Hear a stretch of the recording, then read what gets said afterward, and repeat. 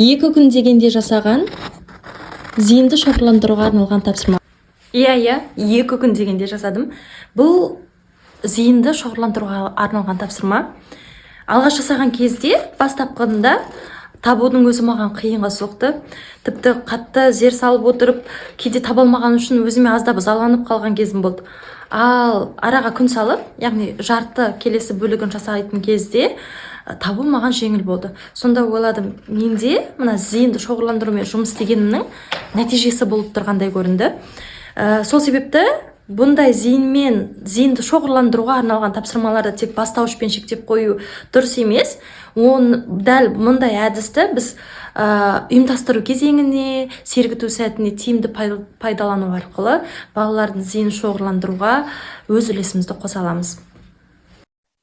Енді бірге қарап көрейік. Мына жапырақтар арасындағы тасбақа, міне.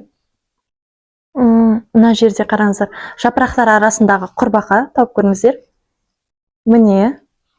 Бұны көп реттік болу үшін ламинаттап ұсынуға болады, көп рет қолдану үшін, және де ұйымдастыру тәсілі бойынша келесі видеода тағы да қосымша айтамын. Мұның бізде 34 түрі жасалды.